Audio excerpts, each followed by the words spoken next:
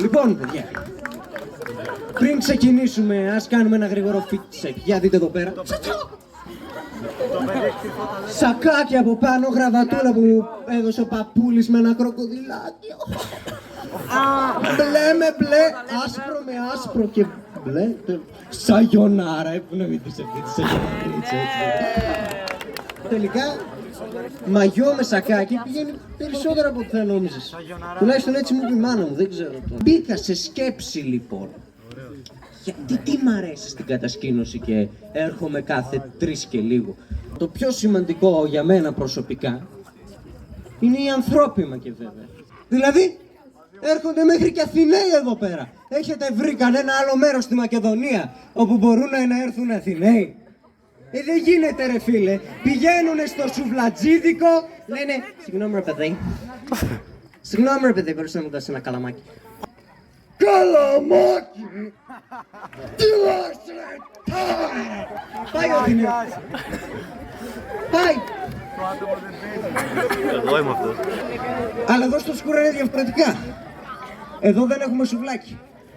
Ένα άλλο καλό που έχει κατασκήνωση είναι το φαγητό. Δηλαδή, αυτά τα σουζουκάκια κάνουνε τη δουλειά τους καλύτερα και από κλείσμα ρε παιδί μου.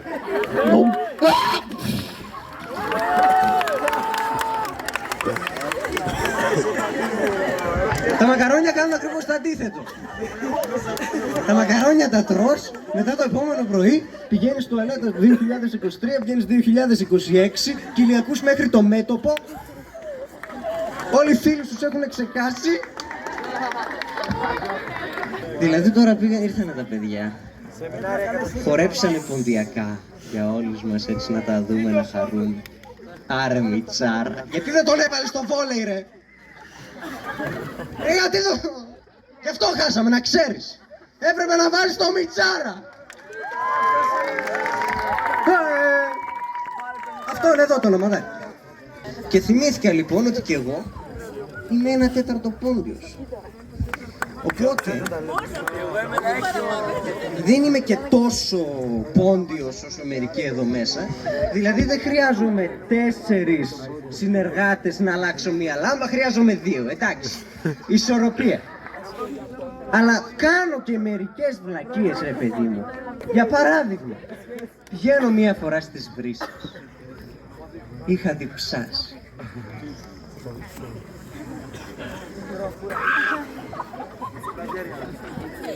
Και πηγαίνω να πιω το νερό στο ξυλόραμο, γιατί έχει το καλύτερο νερό της κατασκήνωσης. Ανοίγω τη βρυσούλα.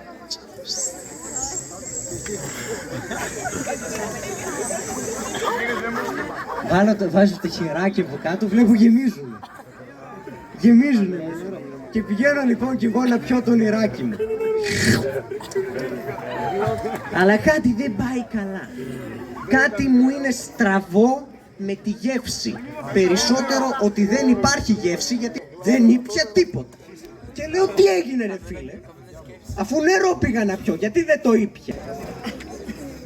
Και κοιτάζω δεξιά. Κοίτα ένας μαύρος.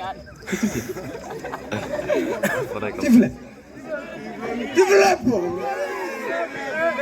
Το νερό. Τι λέω? Για μισό λεπτό. Αφού εκεί ήταν το νερό, πώς πήγε εκεί πέρα? Και το σκέφτομαι λίγο, το επεξεργάζομαι και μετά καταλήγω στο συμπέρασμα, δυστυχώς αστόχησα. Δεν πειράζει, στρίβω το κεφάλι μου, πάω να πιω και το νεράκι από εδώ πέρα.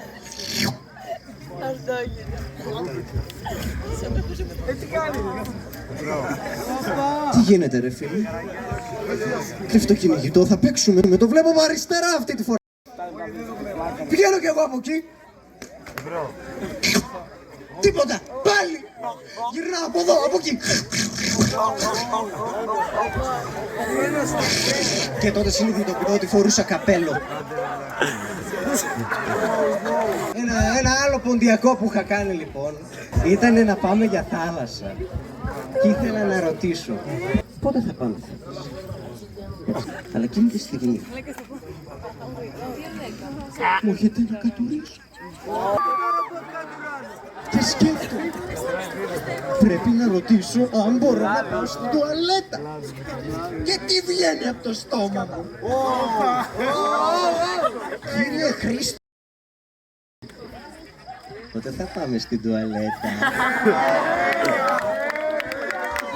Και να μπορούσα να πάω στην τουαλέτα δεν θα ήταν και τίποτα διαφορετικό ρε φίλε. Γιατί εκεί πέρα ούτως ή άλλως χαμός γίνεται. Δηλαδή, ένας άνθρωπος θέλει να κάνει την ανάγκη του φίλε.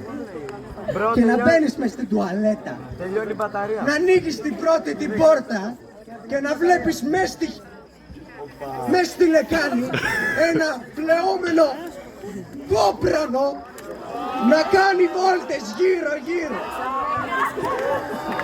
Γιατί το πήρανε για λιμάνι. Να συνεχίσω τα αστεία να πω. Όχι! Αστεία! Μπαίνω λοιπόν μέσα στη τουαλέτα και βλέπω, το είπαμε αυτό. Μετά στην επόμενη πόρτα. Χτυπάς και είναι μέσα ένας από τις 6 το πρωί. Καθόλου τα μακαρόνια. Πας να μπεις μέσα και βλέπεις το πάτωμα μία ακρίδα. Όσο ένας πολύ σωστός άνθρωπος που είσαι, τη σκοτώνεις. Γιατί να πάει στο καλό η ακρίδα. Το θέμα είναι πας να κάνεις την ανάγκη σου και μετά αυτή ξανασηκώνεται.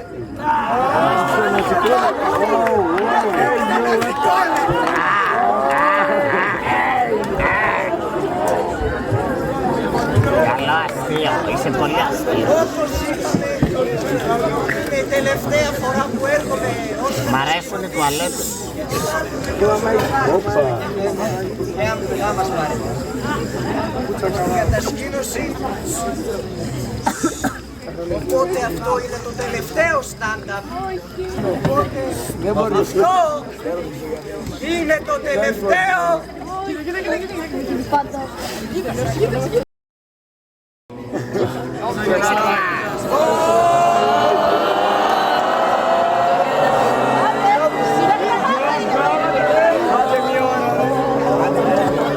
Εντάξει.